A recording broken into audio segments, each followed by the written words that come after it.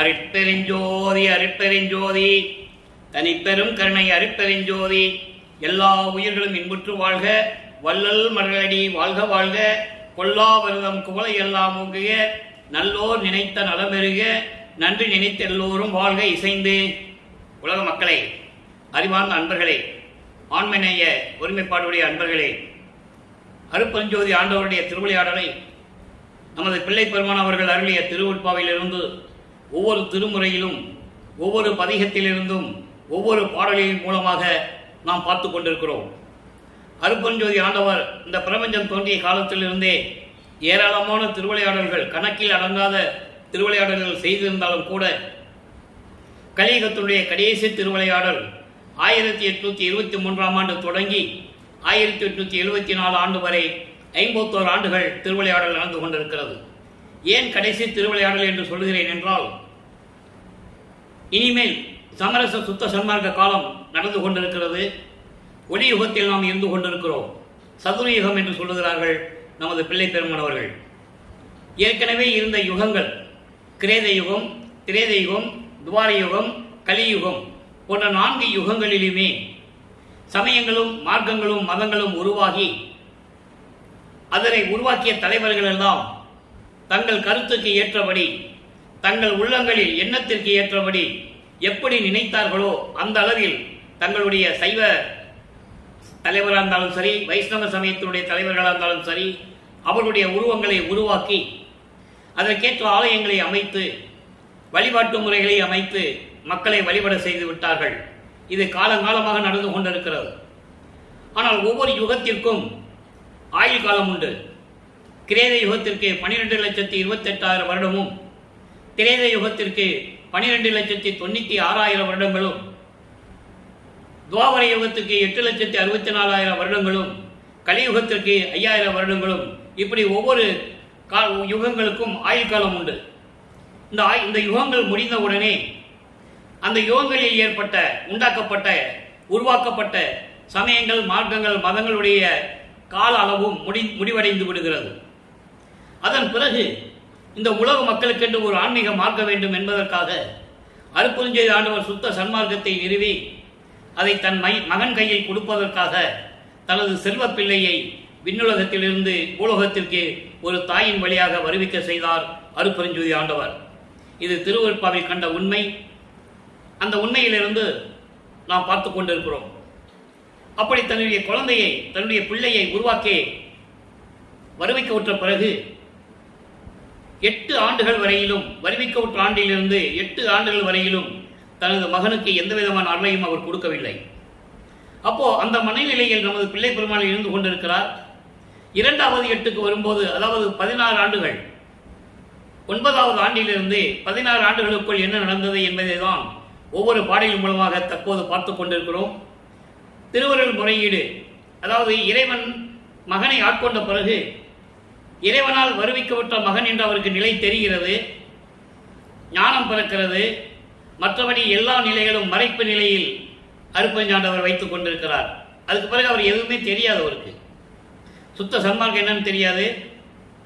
சமயங்களும் மதங்களும் மார்க்கங்களும் சூழ்ந்திருந்த காலகட்டங்களில் இவர் வருவிக்க உற்றதனால் இவரும் அந்த நிலையில் இருந்து கொண்டிருக்கிறார். சமயங்களிலும் மதங்களிலும் மார்க்கங்களிலும் சொல்லப்பட்ட நெறிகளை பின்பற்றி கொண்டு சரியை, கிரியை, யோகம் என்ற 12 நிலைகளில் இருந்து கொண்டு இறைவனை வழிபட்டுக் கொண்டிருக்கிறார். இறைவனிடமிருந்து எப்படியாவது அருளை பெற வேண்டும் என்பதற்காக இவர் இறைவனிடம் எப்படி முறையீடு செய்கிறார் என்பதை தான் 1ஆம் திருமுறையிலே திருவருள் முறையீடு என்ற பதிகத்திலிருந்து பாடல்களை ஒவ்வொரு பாடலாக பார்த்து கொண்டிருக்கோம். அதற்கு ஏற்றபடி அடுத்த நிலைக்கு உருவாகும் போது 2வது திருமுறையிலே எப்படி பாடல் உருவாகிறது, 3ஆம் திருமுறையிலே எப்படி பாடல் உருவாகிறது, அந்தந்த நிலைகளில் இருக்கும்போது வள்ளற்பெருமானுடைய நிலைகள் எப்படி இருந்தது என்பதை தான் நாம் பார்த்து கொண்டிருக்கிறோம். அந்த வகையில் இன்று நாம் பார்க்க வேண்டிய பாடல் திருவருள் முறையீடு 145வது பாடல். இந்த பாடலை நல்லா கவனிங்க. பாடலுடைய விளக்கம் உங்களுக்கு, அதாவது புரியாவிட்டாலும் கூட இறைவன் கொடுத்த விளக்கம் மிகவும் எளிமையாக இருக்கும். அந்தந்த காலகட்டங்களில் நமது பிள்ளை பெருமான் அவர்கள் எப்படி இருந்தார் என்ற நிலையை உலக மக்களுக்கு பாடல்களின் மூலமாக நமக்கு தெரிவித்திருக்கிறார்கள். இறைவனால் வருவிக்க விட்டவன் என்ற நிலையை வெளிப்படையாக யாரையும் அப்ப சொல்ல முடியாது. ஏன்னா அதுதான் இறைவனுடைய நிலைகள், காலத்தின் கட்டாயம், அவரை வருவிக்க உற்ற சொந்தங்களிடமோ மற்றும் அவருக்கு உடனிருந்த நண்பர்களிடமோ எதுவுமே சொல்ல முடியாது. அந்த நிலையில் இருக்கும்போது அவர் மனநிலை எப்படி இருந்தது என்பதை இறைவனிடம் முறையீடு செய்கிறார். பார்க்க போறோம், நல்லா பாருங்க. பொங்க வரும் பேர் முளை மங்கைக்கு இடம் தந்த புத்தமுதை. பிரபஞ்சம் தோன்றிய காலத்திலிருந்தே சைவ சமய தலைவனாகிய இறைவனை, அதாவது சிவபெருமானை எப்படியெல்லாம் உருவகப்படுத்தினார்கள், எப்படியெல்லாம் வணங்கினார்கள், சிவபெருமானுடைய திருவிளையாடல் என்னென்னலாம் நடந்தது என்பதை ஒவ்வொரு பாடலின் மூலமாக தெரிவித்துக் கொண்டிருக்கிறார். நல்லா கவனிக்கணும். அப்போ அவருக்கு அருப்பறிஞ்சார்ந்தவரும் தெரியாது, நடந்ததெல்லாம் சிவபெருமானுடைய திருவிளையாடல் என்று ஒவ்வொரு பாடலிலும் நமக்கு தெரிவித்திருக்கிறார். 6ஆம் திருமுறை பெற்ற பிறகு சிவபெருமான் எப்படி அருப்பறிஞ்சோதி ஆண்டவராக உருவெடுத்தார் என்பதை ஒவ்வொரு பாடலின் மூலமாக நாம் பார்த்துக் கொண்டிருக்கிறோம். பொங்க வரும் பேர் முளை மங்கைக்கு இடம் தந்த புத்தமுதே, செங்கரும்பே, நரும் தேனே, மதுர சொல்லும் கனியே, திங்களும் கங்கையும் சேர்ந்து ஒளிர் வேணி சிவக்கொழுந்தே, எங்களை ஆட்கொண்டும் என்னே துயரில் இருத்துவதே. பாடல். இந்த பாடலுடைய விளக்கம் பாருங்க. அதாவது பொங்கரும்பே முளை மங்கைக்கு, பேரழகு கொண்ட மலையரசியாகிய உமையாளை ஒரு பக்கம் வைத்துக் கொண்ட இறைவனை, அதான் பொங்கும் பேர் முளை மங்கை. முளை மங்கை என்பது உமையாளை குறிப்பிடுகிறார். பேரழகு கொண்ட இமயமலை இளவரசியாகிய உமையாளுக்கு ஒரு பக்கம் இடம் தந்த புத்தமுதே, இறைவனே, செங்கரும்பே, நரும் தேனே, மதுர சொல்லும் கனியே. மதுரம் என்பது இனிப்பு, மிகவும் இனிந்த கனி போன்று சுவை கொண்ட இறைவனே, திங்களும் கங்கையும், திங்கள் என்பது பிறை சந்திரன், திங்களையும் கங்கையும் சேர்த்து ஒளிர் வேணியில் சிவக்கொழுந்தே, ஒளிர்விட்டுக் கொண்டிருக்கின்ற மின்னிக் கொண்டிருக்கின்ற சிவந்த பின்னிய சடையில் பிறை சந்திரனையும் கங்கையும் சூடிக்கொண்ட சிவக்கொழுந்தே. சிவக்கொழுந்தே என்பது சைவ நெறியில் இருக்கின்ற, சைவ சமயத்தை சேர்ந்த சைவ நெறியில் இருக்கின்ற இறைவனே குறிப்பிடுகிறார். இங்க சைவ நெறி எல்லாம் சொல்லுவார், சிவக்கொழுந்தேன்னு சொல்லுவார் இறைவனை. 6ஆம் திருமுறைக்கு வந்த பிறகு நம்ம அந்த விளக்கத்தை பார்க்க போறோம். மனசுல நல்லா கவனிங்க, தொடர்ந்து பாருங்க.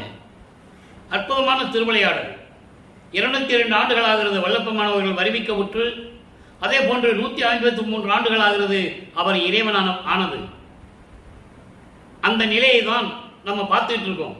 இறைவனுடைய திருவிளையாடல் எப்படியெல்லாம் நடந்தது என்பதை உலக மக்களுக்கு தெரிவிப்பதற்காகத்தான் இந்த பாடல்களை எல்லாம் நாம் கருளி இருக்கிறார்கள். ஆக அப்படிப்பட்ட இறைவன் பிறை சந்திரனையும் கங்கையும் சிவந்த ஒளிர் விட்டுக் கொண்டிருக்கின்ற, மின்னிக் கொண்டிருக்கின்ற சிவந்த சடையிலே சூடிக்கொண்ட சிவக்கொழுந்தே, அப்படிப்பட்ட இறைவனே, என்னை ஆட்கொண்டும், நல்லா கவனிங்க, அதாவது வல்லப்பமானவர்களை ஒரு சாதாரண குழந்தையாகவே நினைத்து அவர் இப்படி இருந்தார் அப்படி இருந்தார் என்று சொல்லி ஒரு துறவியாக்கி இப்படியெல்லாம் பிரகடப்படுத்தினார்கள். அவர் என்ன சொல்றாரு? அதற்காகத்தான் பாடலின் மூலமாக ஒவ்வொரு பாடலையும் உங்களுக்கு கூறி அதன் விளக்கத்தை கொடுத்துக் கொண்டிருக்கிறேன் என்று சொல்வதை விட என் தந்தை வல்லப்பமானவருடைய தயவாலையும் கருணையாலையும் உங்களுக்கு அந்த விளக்கம் நான் தந்திருக்கிறேன். அவர் கொடுத்தார், எனக்கு விளக்கம் கொடுத்தார், அந்த விளக்கத்தை உங்களுக்கு சொல்லிக் கொண்டிருக்கிறேன். அதுபட்ட என்னை ஆட்கொண்டும், எவ்வளவு அருமையா சொல்றாரு, என்னை ஆட்கொண்டும் என்னே துயரில் இருத்துவதே. எதற்காக இன்னும் என்னை துயரில் இருக்க வைத்துக் கொண்டிருக்கிறாய்? நான் துன்பப்பட்டுக் கொண்டிருக்கிறேனே, உனக்கு தெரியவில்லையா? மகனே என்று ஆட்கொண்ட பிறகும் கூட எனக்கு வந்து நீ அருளை கொடுக்கவில்லையே என்று இந்த பாடலில் நமக்கு தெரிவித்திருக்கிறார்கள். ஆக நிலைகள் இப்படியே மாறிக்கொண்டு போகிறது. ஆண்டுகள் உருண்டோடுகிறது. அதன் பிறகு 13வது வயதிலே ஞானம் பெற்ற பிறகு வல்லப்பமானவர்கள் திருவெற்றியூர் செல்லுகிறார்கள். மனம் அங்க போக சொல்லுது. மனம் போக சொல்லுதுன்னு சொல்றதை விட அருட்பெருஞ்சாண்டவர் மனதை தூண்டி விடுகிறார். அப்ப அருட்பெருஞ்சாண்டவர் அவருக்கு தெரியாது, நல்ல மனசுல வச்சுக்கங்க. இப்போதைக்கு அந்த நிலையை தான் பார்க்க போறோம். அப்போ தியாகராஜ பெருமான் தான் சொல்லுவார், இங்க இருக்கிற தியாகராஜ பெருமானே, தில்லையில் இருக்கிற நடராஜனே, மதுரையில் இருக்கிற சொக்கநாதனே, திருமல்ல வாயில் இருக்கிற மாசிலாமணியே, திருவள்ளிவத்தாயத்தில் இருக்கின்ற கேசவனே, இப்படிதான் சொல்லுவார். ஏன்னா அவருக்கு அதான் தெரியும். அப்போ அந்த நிலை அதான் நீங்க அந்த அந்த நிலையை அப்படியே மனசுல இறுதியா வச்சுக்கணும். ஏன் அங்கே இருந்தாரு, எதுக்காக இருந்தாருன்னு உங்களுக்கு ஒரு கேள்விக்கு விடை கிடைக்கும் இல்லையா? ஏன்னா எல்லாமே அப்படிதான் சொல்லிட்டு இருக்காங்க. அவர் அப்படிதான் இருந்தாருப்பா, நீங்களும் அப்படியே போயிட்டு வாங்க, வடலூருக்கு வாங்க, இப்படிதான் சொல்லிட்டு இருக்காங்க. நேரடியாக வடலூருக்கு வாங்கன்னு யாருமே சொன்னதில்லை. வல்லப்பெருமான் சொல்லுகிறார், நேரடியாக வடலூருக்கு வாங்கன்னு சொல்றாரு. அந்த விளக்கத்தை இன்னைக்கு நம்ம பார்க்க போறோம். இதை ஏன் மக்களிடம் சொல்லவில்லை என்றால் அவர்களுக்கு மனம் இல்லை. சமயங்களையும் மதங்களையும் மார்க்கங்களில் சொல்லப்பட்ட நெறிகளை விட்டு விட்டு இங்க வாருங்கள், வல்லப்பெருமான் சொல்லி இருக்காரு, அருப்பஞ்சாண்டவர் சொல்லியிருக்காரு அப்படின்னு யாருமே மக்களுக்கு சொல்லலை. அதனால மக்களுக்கு தெரியாது. ஒவ்வொரு மார்க்கத்துக்கும் ஒரு நெறி உண்டு. ஒவ்வொரு கோயிலுக்கு போனால் சட்டை கட்டிட்டு தான் போகணும். சிவன் கோயிலுக்கு போனால் திருநூறு தான் பூசணும். விஷ்ணு கோயிலுக்கு போனால் நாமம் தான் போடணும் இல்லையா? இது இயற்கையாக நடந்து கொண்டிருக்கிறது. ஆக ஒவ்வொரு சமயத்துக்கும் ஒவ்வொரு நெறிகள் கொண்ட மார்க்கங்களுக்கும் ஒவ்வொரு வழிபாதை உண்டு, ஒரு பாதை உண்டு, ஒரு முறை வழக்கங்கள், பழக்க வழக்கங்கள் உண்டு. அதே போலதான் சுத்த சன்மார்க்கம் என்று வந்துவிட்டால் இந்த சமயங்களையும் மதங்களையும் மார்க்கம் சார்ந்த சங்கற்ப விகற்பங்கள், இந்த குறியீடுகள், இந்த பழக்க வழக்கங்கள், அதாவது வழிபாட்டு முறைகள் எல்லாம் இருக்கக்கூடாது. அதான் சுத்த சன்மார்க்கம். சுத்த சன்மார்க்கத்தில் தனி நெறின்னு ஒன்று இருக்கு, அதை பின்பற்ற வேண்டும். இப்ப பாருங்க, 2ஆம் திருமுறை உருவாகிறது. 2ஆம் திருமுறையில் இதுவரைக்கும் நம்ம 14 பதியங்களை பார்த்திருக்கோம். வல்லப்பெருமான்கள் வருவிக்க உற்று 1ஆம் ஆண்டிலிருந்து 8 ஆண்டுகள் வரைக்கும் எந்த விதமான அருளையும் பெற முடியாமல் 9வது ஆண்டிலிருந்து 16 ஆண்டுகளுக்குள் எப்படியெல்லாம் இறைவனை வேண்டுகிறார், விண்ணப்பம் வைக்கிறார் என்பதைதான் பார்த்து கொண்டிருக்கிறோம். இப்ப இந்த 17வது பதிகம் அபராத விண்ணப்பம் என்ற பதிகம். அபராத விண்ணப்பம் என்பது, அதாவது உன்னுடைய அருளை வேண்டி நின்று கொண்டிருக்கிறேன், நான் செய்த பிழைகளை எல்லாம் எண்ணி நீ மனதில் வைத்துக் கொண்டு எனக்கு அருளாவிட்டால் ஐயோ நான் என்ன செய்வேன் என்று என்னை தண்டித்திராதே, என்னை கைவிட்டு விடாதே என்று விண்ணப்பம் வைப்பது. இதுக்கு முன்னால் இருக்கிற 14 பதியங்களை நம்ம பார்த்துட்டோம். திருவொற்றியூருக்கு போறது, அப்புறம் திருமல்ல வாயிலுக்கு போறது, திருவள்ளித்தாயத்துக்கு போறது, இந்த நிலைகள் எல்லாம் நம்ம பார்த்துட்டோம். அங்க போய் சிவசிவான் சொல்றது, நமச்சிவாயன் சொல்றது, சிவாயனமன் சொல்றது, எல்லாமே அந்த விளக்கங்களை எல்லாம் நம்ம பார்த்துட்டோம். இப்ப கொஞ்சம் நிலைகள் மாறுகிறது. இப்ப அபராத விண்ணப்பத்தில் இன்னைக்கு 5வது பாடலை பார்க்கிறோம். நல்லா கவனிங்க. நாணம் ஒன்றில்லா நாயினேன் பிழையை, இப்ப நான் சொன்னது போல நாணம் ஒன்றில்லா நாயினேன் பிழையை நாடி நின் திருவுள்ளத்து அடைத்தே வீணம் என்று ஐயோ கைவிடில் சிவனே வேறு நான் யாது செய்வேனே. காண நின் அடியாருக்கு அருள் தரும் பொருளே, கடிமதில் ஒற்றியூருக்கு அரசே, பூனையில் கரத்து ஓர் புத்தமது எழுந்த புண்ணியா புனிதா புனித வாரிதியே. இது பாடல். இந்த பாடலில் விளக்கம் பாருங்க. அதாவது நான் எந்த விதமான நிலையில் இருந்து கொண்டிருந்தாலும் கூட வெட்கம் இல்லாமல், நாணம் இல்லாமல், அதாவது ஒரு நல்ல நினைவுகளை ஏற்படுத்த முடியாமல் இருக்கின்ற ஒரு நிலையிலே, அப்படிப்பட்ட ஒரு நிலையிலே நான் இருந்தபோது, எதுவும் செய்ய முடியாத நிலையில் நான் இருந்தபோது, இது செய்தால் இப்படி வருமே, தவறு நடக்குமே என்று கொஞ்சம் கூட கூச்சப்படாமல், வெட்கப்படாமல், நான் செய்த தவறுகளை எல்லாம் உன் மனதில் நினைத்து கொண்டு இவன் வீணா போனவன் என்று சொல்லி என்னை கைவிட்டு விட்டால் ஐயோ சிவனே நான் என்ன செய்வேன், யாரிடம் போவேன், எனது குறையை யாரிடம் போய் சொல்லுவேன், என்றே மெய்கண்ட நான் மற்ற பொய்கண்ட தெய்வங்களை மெவுவேனோ அப்படின்னு ஒரு இடத்துல சொல்லுவார். மறந்தும் என்ற நாவால் உரைக்க மாட்டேன் சிறு தெய்வ நாமங்களை, நான் உன்னை தவிர வேறு எந்த தெய்வத்திற்கே நான் போனதில்லையே. அப்படி நான் செய்த பிழைகளெல்லாம் மனதில் நினைத்துக் கொண்டு இவன் வீணா போனவன், எதற்குமே லாயக்கில்லாதவன், புரோஜனம் இல்லாதவன் என்று நீ கைவிட்டு விட்டால் ஐயோ சிவனே நான் வேறு எங்கு செல்லுவேன். காண நின் அடியாருக்கு அருள் தரும் பொருளே, உன்னை வந்து பார்த்து வணங்குகின்றவர்களுக்கு அருளை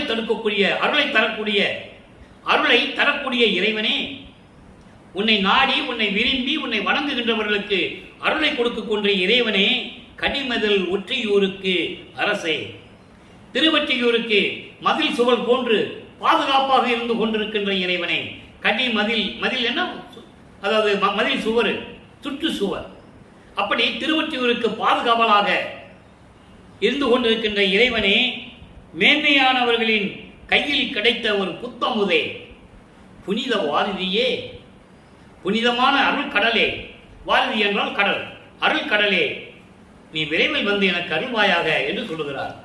நான் நினைத்த பிழைகளை எல்லாம் மனதில் நினைத்துக் கொண்டு நீ இந்த மாதிரி என்னை தண்டித்து விட்டால், கைவிட்டு விட்டால் நான் என்ன செய்வேன், விரைவில் வந்து எனக்கு அருள்வாயாக என்று கூறுகிறார். ஆக நிலைகள் இப்படியே தொடர்ந்து கொண்டிருக்கிறது. வழக்கமானவர்கள் வருவிக்க உற்று 16 ஆண்டுகள் வரையிலும் எந்த விதமான அருளையும் பெற முடியவில்லை இறைவனிடமிருந்து. இப்போ 13வது, அதாவது 3ஆம் திருமுறை உருவாகிறது. அதனுடைய பதிகம் 13வது பதிகம் ஆற்றா காதலின் இரங்கல். அதாவது வரிவுக்கூட்டு ஆண்டிலிருந்து 24 ஆண்டுகளுக்குள் என்ன நடந்தது. இப்போ நம்ம 16 ஆண்டுகள் வரைக்கும் பார்த்துட்டோம். 16 ஆண்டுகள் வரைக்கும் என்ன நடந்ததுன்னு பார்த்துட்டோம்.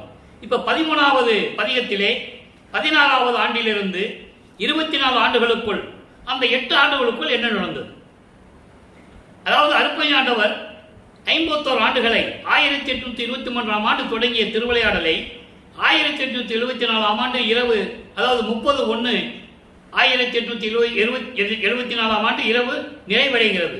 இந்த 51 ஆண்டுகளை 8 8ஆக பிரித்து தன் மகனுக்கு அருளை கொடுத்துக் கொண்டிருக்கிறார். இப்போ 3வது 8இல் இருக்கும்போது 3/24 3ஆம் திருமுறை உருவாகிறது. ஆற்றா காதலின் இரங்கல், இது 3வது பாடல். இதுவரைக்கும் 3ஆம் திருமுறையிலே மொத்தம் 12 பதிகங்களை பார்த்திருக்கிறோம். மொத்தம் 19 பதிகங்கள் 2ஆம் திருமுறையிலே, 3ஆம் திருமுறையிலே, 2ஆம் திருமுறையிலே 150 பதிகங்கள். ஆக 3ஆம் திருமுறையிலே இதுவரை 12 திருமுறைகளை 12 பதிகங்களை பார்த்திருக்கிறோம். 12 பதிகங்கள் என்பது கிட்டத்தட்ட 150 பாடல்களை பார்த்து விட்டோம். ஒவ்வொரு பதிகத்திலும் இறைவனை நாடி செல்லுவது, இறைவனை பார்ப்பதற்காக திருவொற்றியூர் செல்லுவது, தெரு முனையில் நின்று கொண்டு இறைவனை நினைந்து நினைந்து வணங்கிவிட்டு வருவது, அதன் பிறகு நாரையை தூது அனுப்புவது, இறைவனிடம் கிளிகளை தூது அனுப்புவது, எந்த விதமான பலனும் இல்லை. அதன் பிறகு தனது மனநிலையை சொல்லி ஒரு குரத்தி பெண்ணிடம் போய் குறி ஆராய்ச்சி செய்வது, அதாவது குறி கேட்பது. அந்த நிலையில் இருந்து கொண்டிருக்கும் போது அவர் மனநிலை எப்படி இருந்தது என்பதை பார்த்தோம்.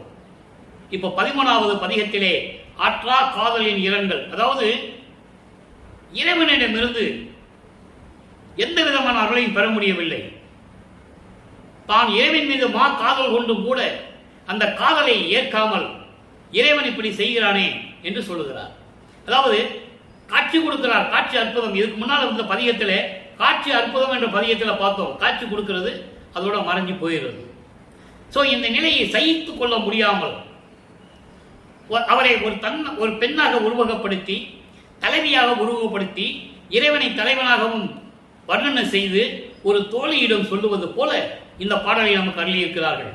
நல்ல கவனிங்க. ஒரு பெண் தன்னுடைய காதலை நிறைவேறுதோ இல்லையோ தோழியிடம்தான் முதலில் கூறுவாள். அந்த நிலையில் இருந்து கொண்டு அந்த பாடலை எப்படி அருளியிருக்கிறார்கள், அந்த நிலையில் அவர் எந்த நிலையில் இருந்தார், அந்த காலகட்டத்தில் இந்த பாடலை அருளி நமக்கு அருளும் போது அவர் எந்த நிலையில் இருந்தார். பாடலை கவனிங்க. கருணைக்கு ஒரு நேர் இல்லாதார், கருணைக்கு ஓர் நேர் இல்லாதார், கல்லை கரைக்கும் கல்லடியார், அருளை பதியார், ஆமத்தார் அகர்ந்தார், திருவாடுதுறையினார், இருநல்கி சேமா மணிகண்டார், எழிலார், ஒற்றி இறைவர், இந்த தருணத்தினும் சேர்ந்திலர், இந்த தருணத்திலும் சேர்ந்திலர். இது நமக்கு வேண்டிய வார்த்தை. என் சகியே, சகியே என்றால் தோழியே, இது இனி நான் சகியேனே, இனி என்னால் பொறுத்துக்கொள்ள முடியாது என் தோழியை என்று சொல்லி இந்த பாடலை அருளியிருக்கிறார்கள். நல்லா கவனிங்க. அதாவது யாருக்கும் ஒப்பிட முடியாத இறைவன், கருணைக்கு நேர் இல்லாதவர், அவருடைய கருணைக்கு யாருமே நிகராக இருக்க முடியாது. அப்படிப்பட்ட இறைவன் கல்லை கரைக்கும் கல்லடியார், கல் போன்ற மனதை கொண்டவர்கள் கூட, கல் மனதை கூட கரைக்க வல்ல, உருக வைக்கின்ற, நெகிழ வைக்கின்ற இறைவன், அருளை கொடுக்கக்கூடிய இறைவன், திரு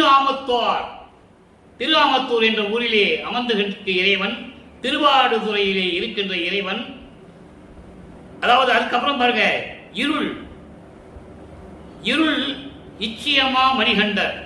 நான் ஏற்கனவே கூறியது போல மணிகண்டன் என்பது பார்க்கடலிலே, அதாவது பார்க்கடலிலே அமுதத்திற்காக கடையும் போது தேவர்களை அரக்கர்களிடமிருந்து காப்பாற்ற வேண்டும் என்பதற்காக பார்க்கடலை கடைகிறார்கள். ஒரு பாம்பை மொத்தாக வைத்து கடைகிறார்கள். அந்த பாம்பு அமுதம் வந்தவுடனே அதிலே விஷத்தை கப்பி விடுகிறது.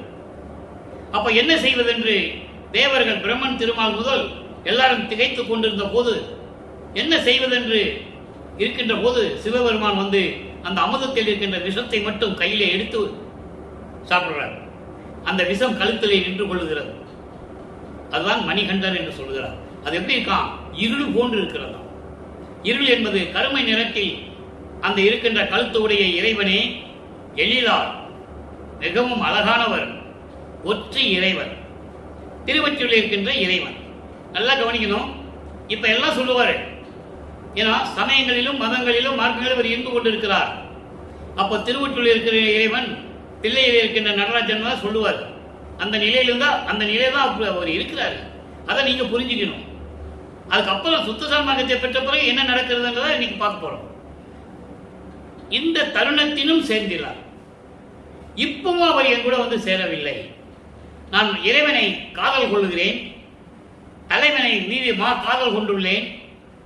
ஆனால் அந்த காதலை அவர் ஏற்றுக்கொள்வாரா ஏற்றுக்கொள்ள மாட்டாரா என்று கூட எனக்கு தெரியவில்லை. இன்னும் என்னிடம் வந்து சேரவில்லை. அதான் நமக்கு தேவையான பதில். இன்னும் வந்து சேரவில்லை என்பது 24 ஆண்டுகள் வரைக்கும் இறைவன் இவரிடம் வந்து சேரவில்லை. இறைவன் இவருக்கு எந்த விதமான அருளையும் கொடுக்கவில்லை. ஞானத்தை கொடுத்து ஆட்கொண்டதோடு சரி என்ற நிலையை இந்த பாடலில் நாம் கருதியிருக்கிறார்கள். ஆகையினால் இதன் மூலம் உலக மக்களுக்கு என்ன தெரிவிக்கிறார் என்பதையும் நீங்கள் புரிஞ்சுக்கணும். இந்த பாடலுடைய மைய கருத்து என்ன? உலக மக்களுக்கு தெரிவிக்கிறார், உலக மக்களே, நான் ஒரு தாயின் வழியாக வருவிக்க உற்று 24 ஆண்டுகள் வரையிலும் இறைவனிடமிருந்து எந்த அருளையும் பெற முடியவில்லை. ஏன் வருவிக்க உற்றேன், எதற்காக வருவிக்க உற்றேன் என்ற நிலை கூட இன்னும் எனக்கு தெரியாது. நானும் சமயங்களிலும் மதங்களிலும் மார்க்கங்களுடைய சொல்லப்பட்ட நெறிகளை பின்பற்றி கொண்டு சரிய கிரிய யோகம் என்ற 12 நிலைகள் இருந்து கொண்டு அதனுடைய சமய குறியீடுகள் சங்கற்ப விருப்பங்களில் ஈடுபட்டு, அதாவது திருநீர் பூசுவது, உத்தராட்சமாலையை காலத்தில் போட்டுக்கிறது, ஊதுபத்தி கொளுத்தி இறைவனை வேண்டுவது, குத்துவிளக்கு ஏற்றி வைப்பது, கற்பூரமும் ஊதுவத்தியும் கூட்டி அளவு ஊதுவத்தியை ஏற்றி இறைவனை வழிபடுவது, இந்த நிலையில் நான் இருந்து கொண்டிருக்கிறேன். நமச்சிவாய என்று சொல்லி சிவாயன் என்று சொல்லி நான் வழிபட்டுக் கொண்டிருக்கிறேன். ஆனால் இறைவன் வந்து இன்னும் எனக்கு அருளை கொடுக்கவில்லை என்று சொல்லி இந்த பாடலை நாம் கருதி இருக்கிறார்கள்.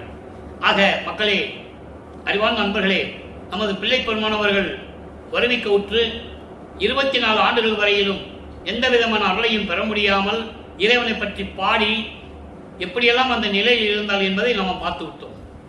அதன் பிறகு நிலைகள் மாறுகிறது, ஆண்டுகள் உருண்டோடுகிறது, 4ஆம் திருமுறை உருவாகிறது. அப்போ வல்லப்பமானவர்கள் 4வது எட்டில் இருந்து கொண்டிருக்கிறார். 4×8 32. 25வது ஆண்டிலிருந்து அந்த 32 ஆண்டுகளுக்குள் என்ன நடந்தது? அருட்பிரகாச மாலையிலே 100 பாடல்கள் உண்டு. ஒவ்வொரு பாடலிலும் இருந்து அதனுடைய விளக்கத்தை நாம் பார்த்து கொண்டிருக்கிறோம். 27வது ஆண்டில் தனக்கோடி அம்மையாருக்கு திருமாங்கல்யம் பூட்டி, அதாவது தாலி கட்டி, இது இறைவனுடைய திருவிளையாடல் என அது வந்து நிர்ணயிக்கப்பட்டது, விண்ணுலகத்திலே நிர்ணயிக்கப்பட்டது. ஆக அந்த நிலையில் இருக்கும்போது அந்த அம்மையாருக்கு திருமாங்கல்யம் பூட்டி தாலி கட்டி அந்த அம்மாவுக்கு மோட்ச வீட்டை கொடுத்து விமோசனத்தை காட்டி அருளியது.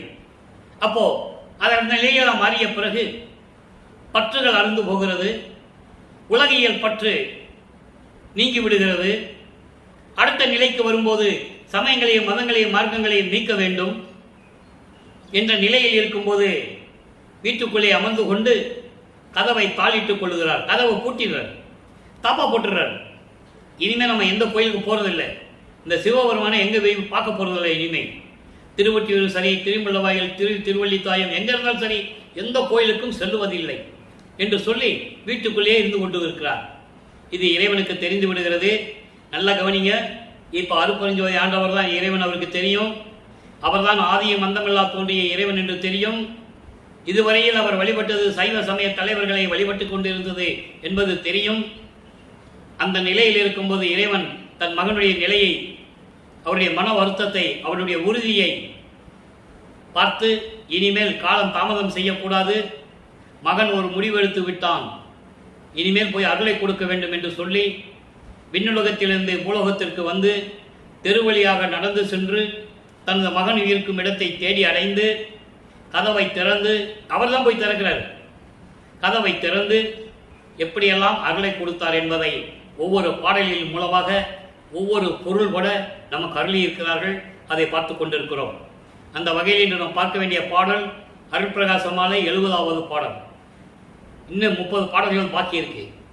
இந்த 70வது பாடலில் பாருங்க, எப்படிப்பட்ட திருவடிகள்னு சொல்லுவார். திருவடிகள், அதாவது கால்வடிகள் நடந்து வர்றார்கள, எப்படிப்பட்ட திருவடிகள்னு சொல்லுவார். நல்ல கவனிய. இருட்டாய மலச்சிறையில் இருக்கும் நம்மையெல்லாம் எடுப்பது ஒன்றாம், இன்ப நிலை கொடுப்பது ஒன்றாம். 2 திருவடியை சொல்றாரு. அதாவது இருட்டாய மல சிறையில், அறியாமையில் என்னும் இருட்டறையில், மலங்கள் சூழ்ந்த மாயைகளும் மயக்கங்களும் மலங்களும் சூழ்ந்த இருட்டறையில் இருந்து கொண்டிருக்கும் நம்மை எடுத்து, அந்த அறியாமையை நீக்கி எடுத்து இருக்கின்ற திருவடி ஒன்று. அதே திருவடி இன்னொரு ஒன்று சொல்றாரு, இன்ப நிலை கொடுக்கும் திருவடி, அருளை கொடுக்கக்கூடிய ஒரு திருவடி. ஆக மலங்களையும் மாயைகளையும் மயக்கங்களையும் நீக்கக்கூடிய ஒரு திருவடி. அடுத்து அதே இன்ப நிலை எடுத்து அதையெல்லாம் நீக்கிவிட்டு இன்ப நிலையை கொடுக்கக்கூடிய திருவடி ஒன்று என்று பொருட்டாயர் போட்டுகின்ற பொன்னடிகள் வருந்த. பொருட்டாயர் என்பது பொருள் ஆயர் என்று சொல்ல வேண்டும். பொருள் பிளஸ் ஆயர், அதாவது மெய்ப்பொருளை அறிந்து கொண்டிருக்கின்ற, மெய்ப்பொருளை அறிந்து கொண்டிருக்கின்ற, உணர்ந்து கொண்டிருக்கின்றவர்கள் அவ்வாறு சொல்லுகிறார்கள். அப்படிப்பட்ட திருவடிகள், இறைவனுடைய 2 திருவடிகளையும் எப்படிப்பட்ட திருவடிகள் என்று மெஞ்ஞானம் உணர்ந்தவர்கள், இறைவனுடைய நிலையை, மெய்ப்பொருளை உணர்ந்தவர்கள் சொல்லுகின்ற அப்படிப்பட்ட பொன்னடி திருவடிகள் வருந்தும்படி, வருந்தும்படி இரவிலே, அதாவது பொறை இரவில் என்று சொல்லுகிறார். பொறை இரவு என்பது நள்ளிரவு, கும் இருட்டு என்று சொல்லுவார்கள் உலகியலிலே. அந்த இருட்டு கும்பல் இருக்கியா, இருட்டு என்னன்னே தெரியல, எதனால வருவம் கூட தெரியலன்னு சொல்லுவாங்க. அவர்தான் பொறை இரவு என்று சொல்லுகிறார். அப்படி இரவிலே நான் இருக்கும் இடத்தை தேடி புகுந்து தெருவிலே நடந்து வந்து மருள் வியத்து இருந்த என்னை, அதாவது மாயைகளும் மயக்கங்களும் நிறைந்து மனம் கலக்கமடைந்து நான் வீட்டுக்குள்ளே அமர்ந்திருந்த என்னை கூவி வரவழைத்து, மகனை என்று வரவழைத்து, அப்படிப்பட்ட திருவடிகள், அறியாமையையும் மயக்கத்தையும் தீர்க்கக்கூடிய திருவடி, இன்ப நிலையை கொடுக்கக்கூடிய ஒரு திருவடி. இந்த 2 திருவடிகளும் கால்வழிக்க இரவிலே நடந்து வந்து நான் இருக்கும் இடத்தை தேடி மனக்கலக்கத்தோடு இருந்த என்னை மகனே என்று அன்போடு அழைத்து, நல்லா கவனிக்கணும், மகனே என்று அழைத்து வண்ணம் ஒன்று என் கைதனில் மகிழ்ந்து அளித்தாய். இறைவன் தன் மகனுக்கு அருள் கொடுத்ததை சொல்லுகிறார், கொடுத்தாருன்னு சொல்றார். மனம் மகிழ்ந்து, அதாவது வண்ணம் ஒன்று, வண்ணம் என்று ஒன்று என்றால் அருள் தன்மை உடைய ஒரு அருள் கொடை. அருள் கொடையை என் கையில் கொடுத்தார். நின்றன் அருட்டாய பெருமை தன்னை என் உரைப்பேன். உன் அருள் தன்மையை, உன் அருள் பாங்கை நான் என்னவென்று சொல்லுவேன். அங்கே அம்பலத்திலே திருவிளையாடல் செய்து கொண்டிருக்கின்ற இறைவனே, அருள் செய்து கொண்டிருக்கின்ற இறைவனே என்று சொல்லி இந்த பாடலை நமக்கு அருளியிருக்கிறார்கள்.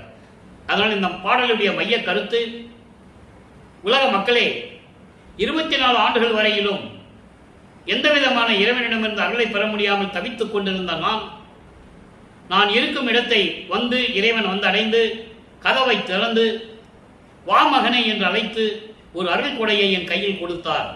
அது என்ன அருள் கொடைன்றது இப்ப நம்ம பார்க்க போறோம். 6ஆம் திருமுறையில் ஒவ்வொரு பாடலும் என்ன கொடுத்தாருன்றதை நம்ம பார்க்க போறோம். நல்லா கவனிக்கணும். அப்போ இந்த நிலையில் இருக்கும்போது இறைவன் வந்து எனக்கு அருளை கொடுத்து விட்டு, மகனே நீ மகிழ்வோடு இந்த பூலோகத்தில் இருப்பாயாக என்று சொல்லி விண்ணுலகத்திற்கு சென்று விட்டார். அப்படிப்பட்ட இறைவன் அம்பலத்திலே அருள் செய்து கொண்டு திருவிளையாடல் செய்து கொண்டிருக்கிறார்.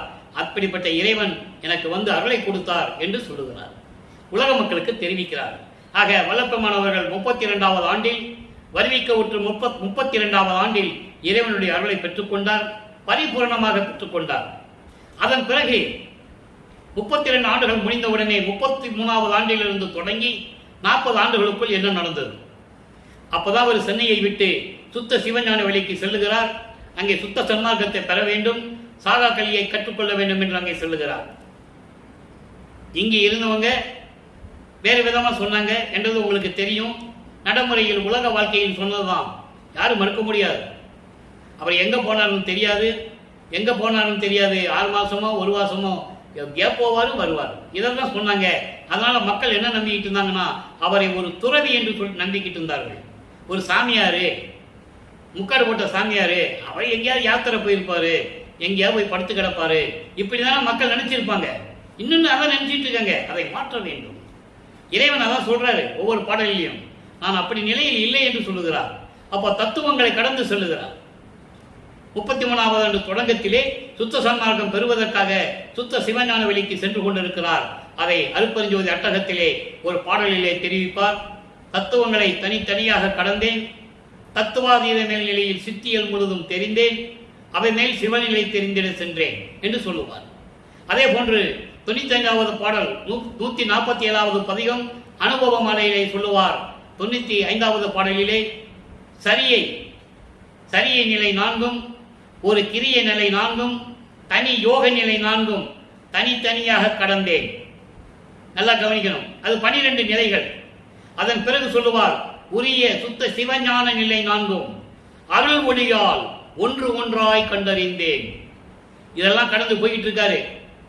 கடந்து போகும்போது அங்க ஒரு நிலைக்கு போகும்போது அருள் சக்தி ஒரு கை கொடுத்து தூக்கிவிட, தன் மகனை எதிரே வந்து அருட்பெருஞ்சாண்டவர் வரவேற்று அங்கே இருக்கின்ற சிங்காசனத்திலே அமர வைத்து, அங்கே சத்தியஞான சபை இருக்கிறது, பொத்தவை சிற்சபையோடு அந்த சபையிலே அமர வைத்து, பிரம்மனும் திருமாலும் போன்ற தேவர்கள் எல்லாம் சூழ்ந்து கொண்டிருக்கிறார்கள். தன் மகனை எல்லாருக்கும் அறிமுகப்படுத்துகிறார்.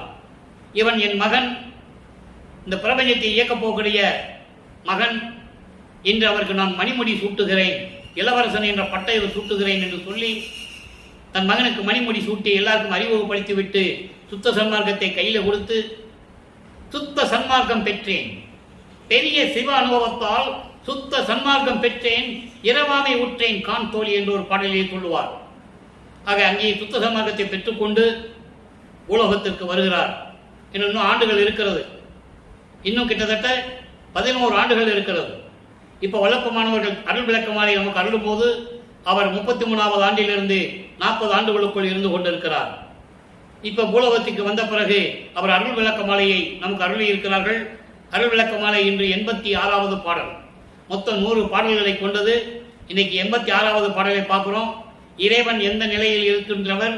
அருட்பெருஞ்சோதி ஆண்டவர், அவர்தான் இறைவன், ஒரே கடவுள். இந்த சமயங்களிலும் மதங்களிலும் மார்க்கங்களில் சூழப்பட்ட கடவுள்கள் எல்லாம் அந்தந்த சமயத்தை சார்ந்தவர்கள். தெளிவா சொல்றாரு, அதை நம்ம பார்த்துட்டு இருக்கோம். எவ்விடத்தும் எவ்வுயிருக்கும் இலங்கும் சிவம் ஒன்றே. சிவம் என்பது சிவன் அல்ல, சிவம் என்பது அருட்பெருஞ்சோதி ஆண்டவர் ஒன்றே, அவர்தான் கடவுள். எல்லா உலகங்களிலும் எல்லா உயிர்களிலும் விளங்கிக் கொண்டிருக்கின்ற இறைவன் ஒரே கடவுள், அருட்பெருஞ்சோதி ஆண்டவர். என் ஆணை என் மகனே இரண்டில்லை. இங்க நல்ல கவனிங்க, என் ஆணை என் மகனே, மகனே என்று சொல்லுகிறார். மகனே, அவங்க அப்பா வந்து அருட்பெருஞ்சாண்டவர் மகன் கிட்ட சொல்றாரு, எல்லா விளக்கங்கள் கொடுத்துக்கிட்டு இருக்கிறாரு. ஏன்னா இனி 11 வருஷம் தான் பாக்கி இருக்கு. அப்ப மகனுக்கு எல்லாம் சொல்லி தரணும். எல்லா நிலையும் பிரபஞ்சத்தில் மறைக்கப்பட்ட உண்மைகள், பிரபஞ்சத்தினுடைய நிலைகளை எல்லாம் மகனுக்கு சொல்லி தரணும். அப்ப சொல்றாரு, என் மகனே இரண்டில்லை, அங்கே செவ்விடத்தே அருளோடு சேர்த்து 2 என கண்டறினி. எல்லாமே இந்த சமயங்களும் மதங்களும் மார்க்கங்களும் சக்தியும் சிவனும் சேர்ந்துதான் என்று 2 என்று சொல்லுவார்கள். 2 இல்லை மகனே, ஒன்றே ஒன்றுதான் அருட்பெருஞ்சோதி. செவ்விடத்தே சுத்த சன்மார்க்க நிலையில் இருக்கின்ற நிலையில் இறைவன் ஒருவன் தான், 2 இல்லை என்று நீ கண்டு அறிக. யார் சொன்னது? இந்த பிரபஞ்சத்தில் எத்தனையோ முனிவர்கள், ரிஷிகள், இறைவன் அருளை பெற்றவர்கள், அந்தந்த தலைவனுடைய, அதாவது சைவ சமயத்தை சேர்ந்த சிவனடியார்கள், வைஷ்ணவ சமயத்தை சேர்ந்த ஆழ்வார்கள், கௌபார சமயத்தை சேர்ந்த முருகனை வழிபட்டுக் கொண்டிருக்கின்றவர்கள் இப்படி அடியார்கள் எல்லாம் சக்தியும் சிவனும் என்றுதான் சொல்லுவார்கள். வைஷ்ணவ சமயத்தை சேர்ந்தவர்கள் மகாலட்சுமி விஷ்ணு என்று சொல்லுவார்கள். அப்படி இல்ல மகனே, இரண்டில்லை, ஒன்றே ஒன்றுதான். சுத்த சன்மார்க்கத்தினுடைய இறைவன் ஒரே இறைவன், அருட்பெருஞ்சோதி ஆண்டவர். இரண்டு இல்லை.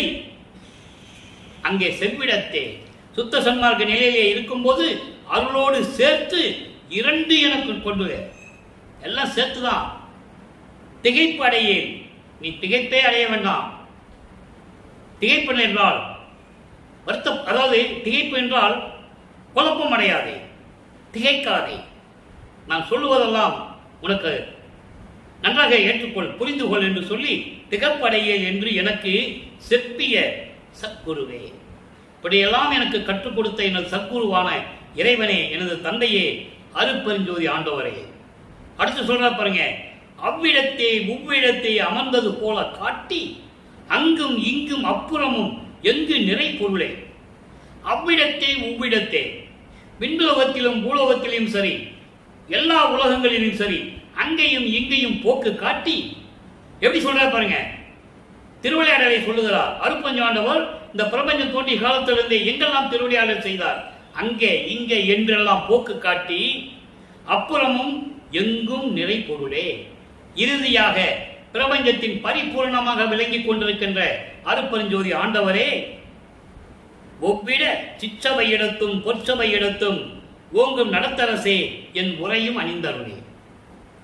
அதாவது ஒவ்விடம் என்பது சுத்த சன்மார்க்கத்தை சார்ந்த சுத்த சிவஞான வெளியில் இருந்து கொண்டிருக்கின்ற சிற்றபை இடத்திலும் பொற்சபை இடத்திலும் விளங்கிக் கொண்டு திருவிளையாடல் செய்து கொண்டு அருளாட்சி செய்து கொண்டிருக்கின்ற இறைவனே என்று சொல்லி இந்த பாடலை நாம் கருதியிருக்கிறார்கள்.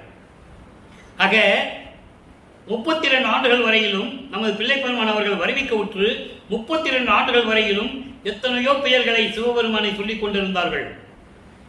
அப்படி இல்லை மகனே, சுத்த சன்மார்க்கத்தை பெற்ற பிறகு நிலைகள் மாறுகிறது. நான் சொல்லுவதை நன்றாக கேள். இரண்டில்லை, ஒன்றுதான் என்று எனக்கு செப்பிய சற்குருவே, சுத்த சன்மார்க்க நெறியில் இருந்து கொண்டு அதான் செவ்விடத்தை என்று சொல்லுகிறார். அப்புறம் அவ்விடத்தை உவ்விடத்தை அமர்ந்தது போல காட்டி, அதாவது திருவிளையாடல் செய்வது போல காட்டி, அங்கும் எங்கும் போக்கு காட்டி, இறுதியாக நான் பரிபூர்ணமாக இருக்கின்ற இறைவன் அருட்பெருஞ்சோதி என்று சொல்லிய எனக்கு சத்குருவே, எவ்வளவு அற்புதமா சொல்றேன்னு நீங்க புரிஞ்சுக்கணும். ஆக இறைவன் ஒருவனே, அவன் தான் அருட்பெருஞ்சோதி, ஆதியம் அந்தமில்லா தோன்றிய இறைவன், சுயமாக தோன்றிய இறைவன். அந்த நிலையை இந்த பாடலில் நாம் கருதியிருக்கிறார்கள். அடுத்து அடைக்கலம் புகுதல், அதாவது இறைவனுடைய அருளை பெற்ற பிறகு அந்த அடைக்கலம் புகுதல் நிலையை எப்படி கூறுகிறார், இறைவனிலிருந்து எப்படி அருளை பெற்றுக்கொண்டார், இவர் எப்படி இறைநிலையில் இருக்கிறார் என்று கூறுவதுதான் அடைக்கலம் புகுதல் என்ற பதிகத்திலே பார்த்து கொண்டிருக்கிறோம். இருளை கெடுத்து, நல்லா கவனிக்கணும் நண்பர்களே, திருவொட்பா இறைவனால் அருளப்பட்டது.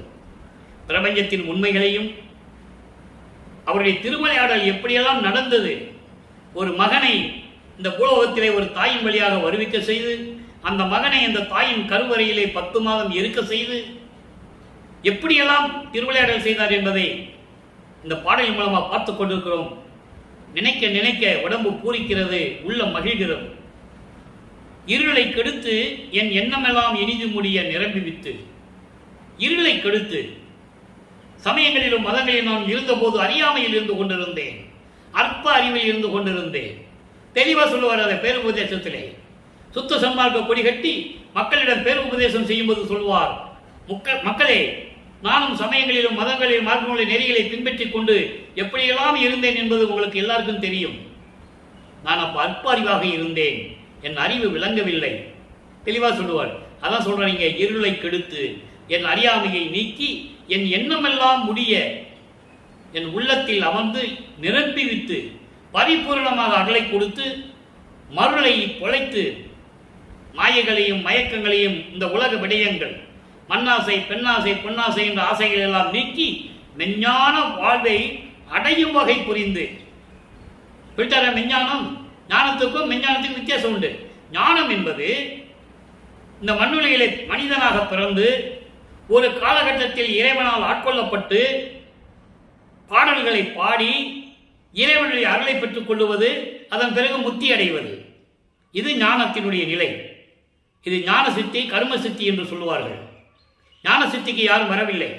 ஆனால் வல்லப்பமானவர்கள் சொல்லுகிறார், மெஞ்ஞான வாழ்வை அடையும் வகை புரிந்து அந்த மெஞ்ஞானத்தை எனக்கு கொடுத்து, தெருளை தெளிவித்து, அருள் பக்குவத்தை எனக்கு தெரிவித்து, எல்லாம் சித்த நிலையை சேர்வித்து, எல்லா சித்துகளையும் கொடுத்து, அருளை கொடுத்து, எந்தனை ஆண்டு கொண்டாய்,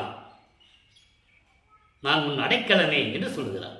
அதாவது உன்னால் வருவிக்க உற்று 32 ஆண்டுகளிலும் நான் சமயங்களிலும் மதங்களிலும் மார்க்கங்களிலும் ஈடுபட்டு கொண்டிருந்த போது எப்படியெல்லாம் துன்பப்பட்டேன் என்பது, அறியாமையில் இருந்தேன் என்பது எல்லாருக்குமே தெரியும்.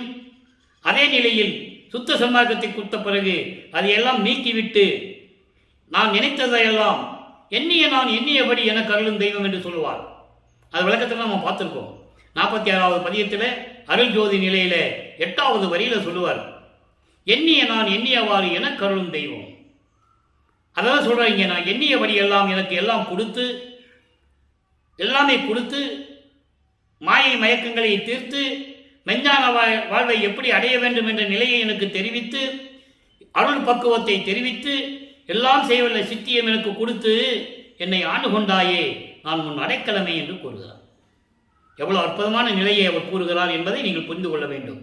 32 ஆண்டுகள் வரைக்கும், வருவிக்க உற்ற 32 ஆண்டுகள் வரைக்கும் இறைவனிடம் தந்தையிடம் எந்த விதமான அருளை பெற முடியாமல் எப்படி நமது பிள்ளை பெருமானவர்கள் துன்பப்பட்டு கொண்டிருந்தார்கள், மனம் ஒரு நிலையில் இல்லாமல் எப்படி வருந்தி கொண்டிருந்தார்கள் என்பதையெல்லாம் பார்த்துவிட்டு, இதன் பிறகு சுத்த சன்மார்க்கத்தை பெற்ற பிறகு எப்படியெல்லாம் கூறுகிறார் என்பதை விளக்கமாக நாம் பார்த்து விட்டோம்.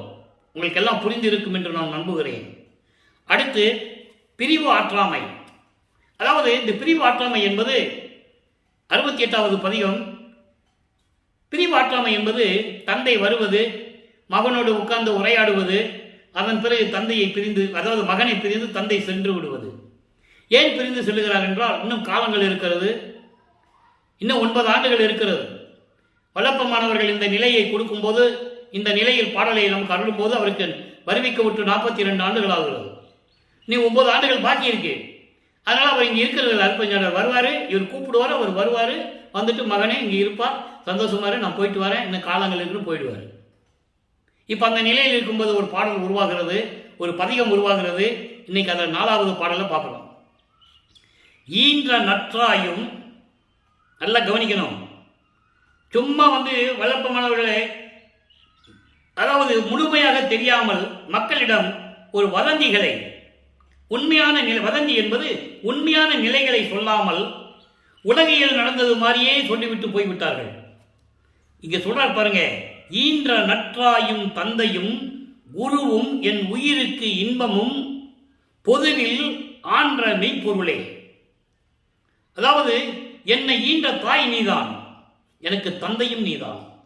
அது ஒரு இடத்துல சொல்லுவாரே, நீயே என் தந்தை அருளுடையாய், என்னை ஈன்ற தாயே என்று சொல்லுவார். அவருடைய அருளாலே, அதாவது அருட்பஞ்சாவுடைய அருளாலே ஒரு மகனை, ஆண்மகனை பெற்றெடுத்து, அந்த ஆண்மனுக்கு செல்வப்பிள்ளை என்று பெயரிட்டு விண்ணுலகத்திலே பவளமும் தங்கமும் மாணிக்கமும் வைடூரியமும் கலந்த தொட்டிலே ஆட்டி அருளமுதம் ஊட்டி வளர்த்து கொண்டிருக்கிறார். காரணம், இந்த பிரபஞ்சத்தை 51 ஆண்டுகள் கழித்து இவன் தான் ஆள வேண்டும் என்பதற்காக. அதன் பிறகுதான் ஒரு தாயின் வழியாக மண்ணுடைக்க வருவிக்க செய்து 51 ஆண்டுகள் திருவிளையாடல் செய்கிறார். அதை இங்க சொல்றாரு, ஈன்ற நற்றாயும் என் தந்தையும் என் குருவும் என் உயிருக்கு இன்பமும் பொதுவில் ஆன்ற மெய்ப்பொருளே. பொது என்பது அங்கே இருக்கின்ற சத்தியஞான சபை. இன்னும் இந்த சத்தியஞான சபை அவர் அப்ப கட்டல, நல்லா புரிஞ்சுக்கணும் நீங்க.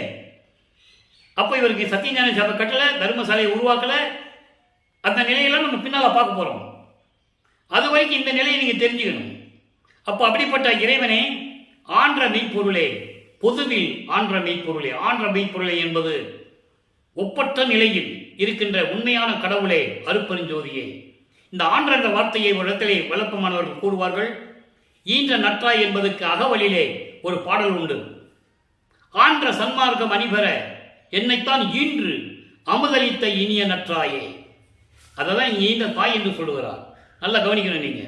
அப்படிப்பட்ட மெய்ப்பொருளே, நீதான் என்று நான் இருக்கிறேன். அன்றி வேறு எண்ணியது உண்டோ? நான் வேறு ஏதாவது நினைச்சிருக்கேனா? எல்லாமே நீதானே. வேறு யாரிடம் நான் சென்றிருக்கிறேன்? மீதி இருக்கின்றவர்களெல்லாம் செத்து செத்து பிழைக்கும் தேவர்கள். அவர்களெல்லாம் என் முன் வழியிலர் என்று சொல்லுவார். எனக்கு நிகரானவர்கள் அல்ல. பிரமன் திருமால் யாராக இருந்தாலும் சரி, எனக்கு நிகர அவர்கள் கிடையாது என்று சொல்லுவார். அவர்களெல்லாம் என்னை வந்து வணங்குகிறார்கள் என்று சொல்லுவார். பாடல்களிலே இந்த விளக்கத்தை எல்லாம் நாம் பார்த்திருக்கிறோம். யாரும் மறுக்க முடியாது. எல்லாமே திருவருட்பாவில் இருக்கின்ற உண்மைகள், சத்தியமான வார்த்தைகள், சத்தியமான நிலைகள் என்பதை இங்கே நான் பதிவு செய்ய கடமைப்பட்டிருக்கிறேன். அடுத்து பாருங்க, ஊன்றிய பாதம். ஊன்றிய பாதம் அறிய நான் அறியேன், உரு கனி இங்கு ஆற்றிலேன் சிறிதும். உருகன், உருகன் என்றால் துன்பங்கள். அதாவது ஊன்றிய பாதம். ஊன்றிய பாதம் என்றால் இடது காலை ஊன்றி வலது காலால் தான் நடனமாடினார் சிவபெருமானும் நடராஜனும் என்று சொல்லுவார்கள். அது வேறு நிலை. அவங்க சைவ சமயத்தை சேர்ந்தவர்கள். தன் மகனுக்காக இடது காலை ஊன்றி வலது காலை தூக்கி நடனமாடி காட்டியவர் தன் மகனுக்காக. அதான் ஊன்றிய பாதம் என்று சொல்லுகிறார். அதெல்லாம் சொல்லுவாரு, ஆடுகின்ற சேவடிக்கே ஆளானேன், மலாத யாக்கை பெற்றேன், கூடுகின்ற சன்மார்க்க சங்க நடுவிருந்தே கூடுகிறேன். எந்த முனிவன் எந்த ரிஷியும் சொன்னதில்லை. வல்லப்பெருமான் சொல்லுவதற்கு அவருக்கு தான் தகுதி உண்டு. அவர் இறைநிலையில் இருந்து கொண்டிருப்பவர். ஆக அப்படிப்பட்ட நடனத்தை நான் பார்த்துவிட்டு உண்மையான நிலையை அறிய முடியாமல் நின்று கொண்டிருக்கிறேன். உருகன், துன்பத்தோடு இந்த பூலோகத்திலே நான் இருந்து கொண்டிருக்கிறேன். இனிமேல் சகிக்க முடியாது. ஆற்றிலேன், இனி ஆற்றிலேன். தோன்றி என் உள்ளத்தை மயக்கமெல்லாம் தவிர்த்து துலக்குதல் நின் கடனே.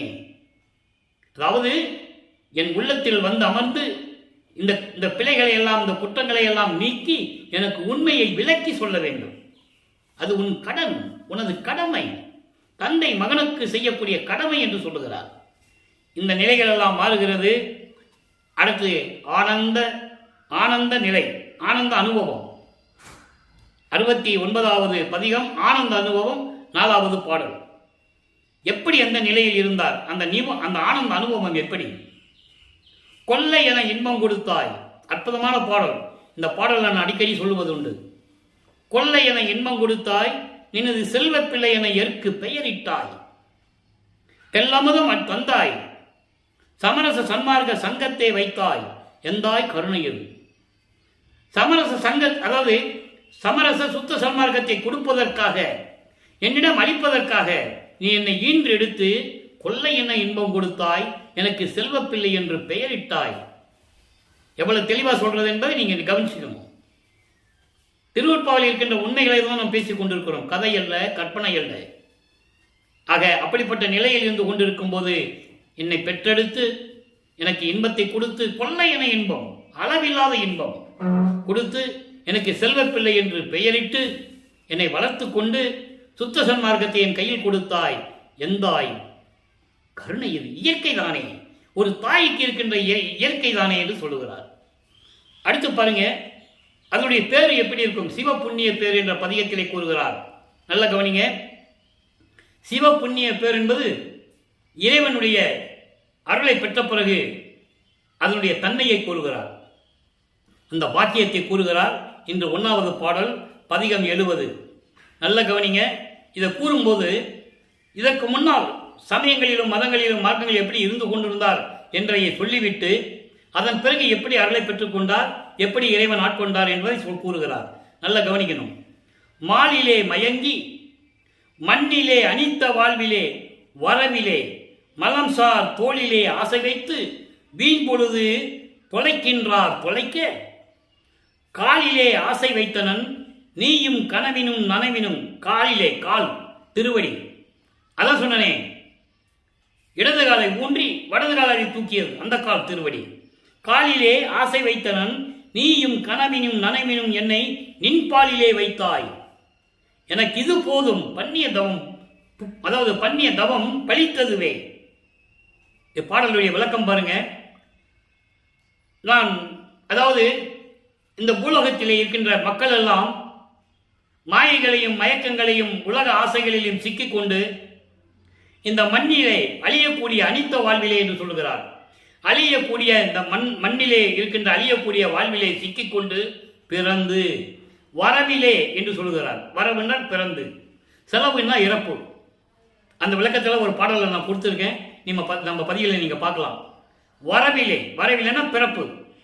அழியக்கூடிய இந்த மண்ணுலக வாழ்க்கையிலே பிறந்து மாயைகளையும் மயக்கங்களையும் சிக்கிக்கொண்டு மலம் சூழ்ந்த உடம்பு இருக்கிறதே, ஆணவம், கண்மம், மாயை, மாமாயை, துரோதை, இந்த 5 மலங்கள் சூழ்ந்த இந்த உடம்பை இதுதான் நிலையாக இருக்கும் என்று இந்த உடம்பின் மேலே ஆசை வைத்து, எவ்வளவு அற்புதமா சொல்றார் பாருங்க.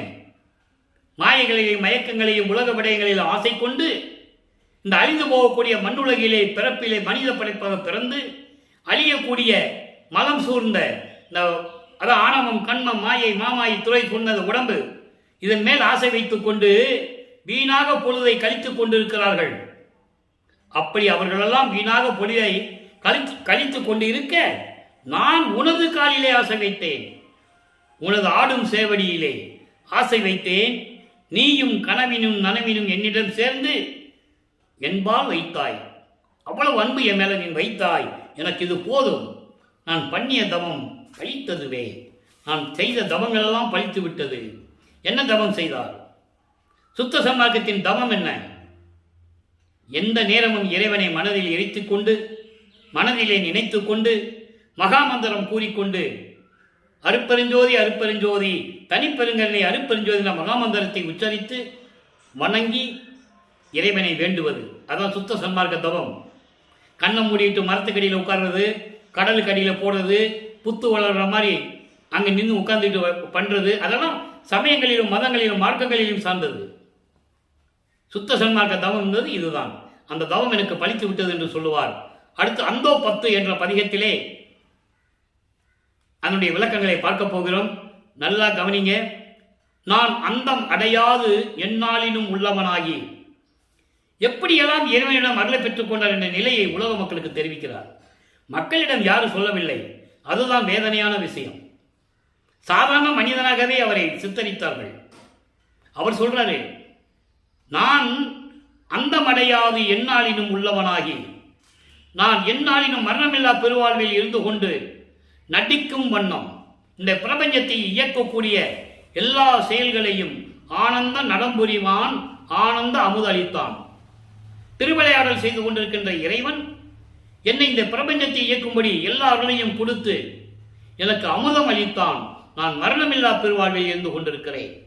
அதோடு மட்டுமல்ல, சாதி மதம் சமயம் முதல், நல்லா கவனிக்கணும், சாதி மதம் சமயம் முதல் சங்கற்ப விகற்பங்கள் எல்லாம் தவிர்ந்து போக, எல்லாவற்றையும் நீக்கி, சாதி மதம் சமயம், ஒவ்வொரு சமயத்திலும் வந்த குறியீடுகள், திருநூறு பூசுவது, உத்தாட்சி மலை போட்டுகிறது, குத்துவலுக்கு கொளுத்துறது, ஊதுவத்தி கொளுத்துறது, கற்பூரம் கொளுத்துற நிலைகள் எல்லாம் நீக்கி, அந்த சங்கற்ப விகற்பங்களை எல்லாம் நீக்கி தவிர்ந்து போக ஆதி நடம் புரிகின்றான்.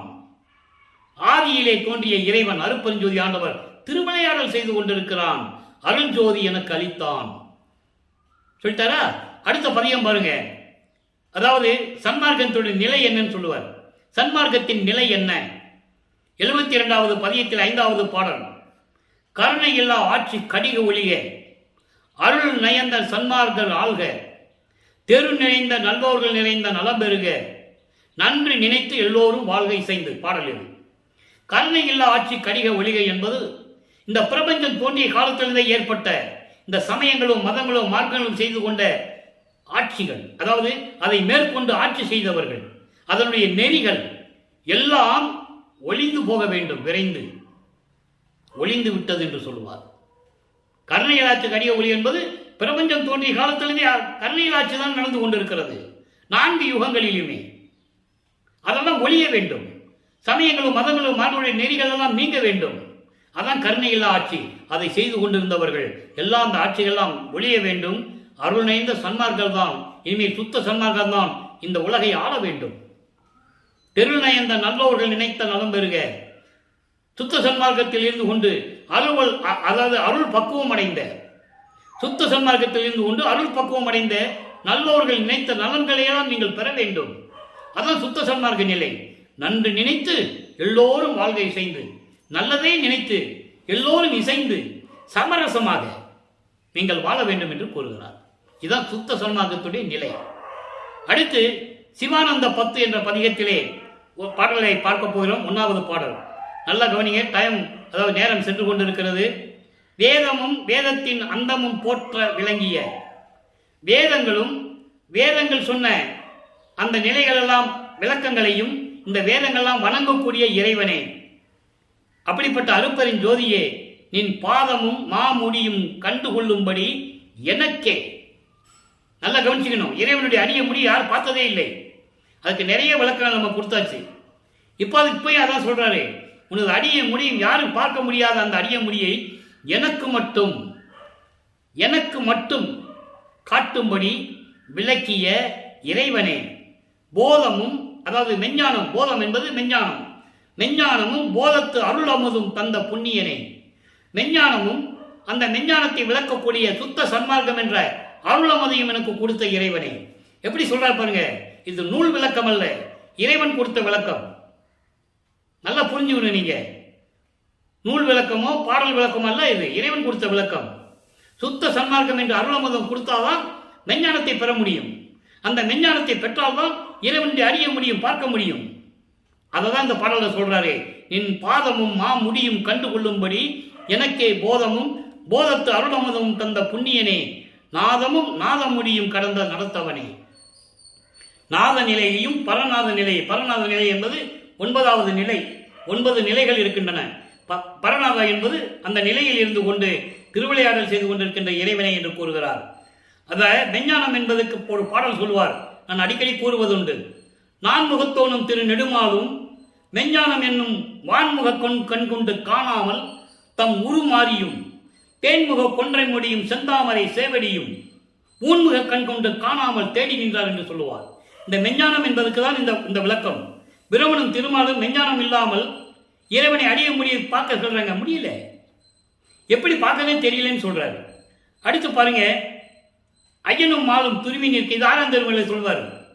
ஐயனும் மாலும் துருவி நிற்க எனக்கே அடிமொழிகள் காட்டுவித்து அடிமை கொண்ட பதியே, யாரும் பார்க்க முடியாது அறிய முடியும் எனக்கு காட்டுவித்து என்னை அடிமை கொண்ட பதியே என்று சொல்லுவார். அடுத்து பாருங்க, அற்புதமான ஒரு பாடல், நற்றாய் கூறல் என்ற ஒரு பாடல். அதாவது மகளை பற்றி கூறுவது, அதாவது அவருடைய நிலையை பாடலின் மூலமாக தெரிவிக்கிறார். அது ஒரு தாய் சொல்லுவது போல. நல்லா கவனிக்கணும். ஒரு தாய் சொல்லுவது போல அந்த பதியத்தை நமக்கு கொடுப்பார். காதல் கை மிகுந்து என் செய்வேன் என்னை நீ கண்டுகொள் கணவனே என்றால், தாய் மகளை பத்தி சொல்றாரு. அப்போ இது மூலம் உலக மக்களுக்கு தன்னுடைய நிலையை தெரிவிக்கிறார். அவர் அந்த நிலையில் இருந்து கொண்டிருக்கிறார் என்று அதை நீங்க புரிஞ்சுக்கணும். ஓவல் உன் புகழே அன்றி நான் ஒன்றும் உவந்திலே, அதான் சொல்லிட்டார்ல, என்றே மெய் கண்ட நான் மற்ற பொய் கண்ட தெய்வங்களை மேவுவேணும். தெளிவா சொல்றாரு. உண்மை இது என்றால் பேதை நான் பிரிது ஓர் புகழிலேன் செய்த பிழையெல்லாம் பொறுத்து அருள் என்றால், மா தவவுடைய வள்ளலே என்றால் வரத்தினால் நான் பெற்ற மகளே. ஒரு தாய் சொல்லுவது போல மகளை பற்றி. அதாவது நான் இறைவனை காதல் கொண்டுள்ளேன், என்ன செய்வேன், அவர் காதல் மிகுந்து விட்டது என் மீது, அவர் மீது எனக்கு காதல் மிகுந்து விட்டது, என்னை நீ கண்டுகொள் கணவனே என்றார். அதாவது இவர் அந்த நிலையில் இருந்துட்டு இறைவனை கேட்கிறாரு, உன் மீது நான் காதல் கொண்டுள்ளேன், நீ விரைவில் வந்து எனக்கு அருள வேண்டும், உன் புகழை பற்றி தான் நான் சொல்லிக் கொண்டிருக்கிறேன், மகிழ்ந்து கொண்டிருக்கிறேன், இதுதான் உண்மை, வேறு எதுவுமே இல்லை, நான் வேறு எதுவுமே சொல்லவில்லை, செய்த பிழையெல்லாம் பொறுத்து அருள் என்றால், நான் சமயங்களிலும் மதங்களிலும் மரங்கள் இருந்தபோது செய்த பிழைகளை எல்லாம் பொறுத்து எனக்கு அருள வேண்டும் என்று கூறுகிறார். இதான் விஷயம், இதான் பாடலின் மைய கருத்து. ஒரு தாய் சொல்லுவது போல, மகளை பற்றி தாய் சொல்லுவது போல இந்த பாடலை அருளியிருக்கிறார்கள். அற்புதமாக இருக்கும். 10 பாடல்கள் இருக்கின்றன. ஒவ்வொரு நாளும் ஒரு பாடலை நம்ம பார்க்க போறோம். அடுத்து இறுதியாக தனித்திரு அலங்களில் ஒரு பாடல் சொல்லுவார். 110வது பதிகம் 22வது பாடல். நானாகி தானாய் நடித்து அருள்கின்றாய், நானாகி தானாய் நடித்து அருள்கின்றாய். அப்படின்னா 2 பேரும் ஒண்ணுதான். திருவிளையாடல் செய்து கொண்டிருக்கிறாய், என்னை இந்த பூலகத்துக்கு வருவைத்து விட்டு திருவிளையாடல் செய்து கொண்டு இருந்து கொண்டிருக்கிறாய். தேனாய் இனிக்கும் சிவா, சிவா என்றால் சிவபெருமான் இல்ல, அருப்பரி ஜோதி. நல்லா புரிஞ்சுக்கணும். வானோடு மெய்யா சுத்த சிவஞான வழியில் இருக்கின்ற அருப்பரின் ஜோதியே விமலா என்றன் ஐயா என்று சொல்லுகிறார். அதாவது விமலன் என்றால் அருள், அதாவது மலங்கள் நீக்கியவன், அமலன் என்று சொல்லுவார், நிமலன் என்று சொல்லுவார். எனவே அன்பர்களே, இந்த திருவிளையாடலை பார்த்துவிட்டோம். இறைவனை வணங்கி எல்லா வரலையும் பெற்று நீங்கள் நலமோடு வாழ வேண்டும் என்று வாழ்த்து விடைபெறுகிறேன். இந்த வள்ளலார் ஊழியன். மீண்டும் நாளை சந்திப்போம். நன்றி, வணக்கம். அருட்பெருஞ்சோதி, அருட்பெருஞ்சோதி, தனிப்பெருங்கருணை அருட்பெருஞ்சோதி. நாளையும் இறைவனுடைய திருவிளையாடல் தொடரும். கண்டு மகிழ்ந்து இறைவனுடைய அருளை பெற்றுக் கொள்ளுங்கள்.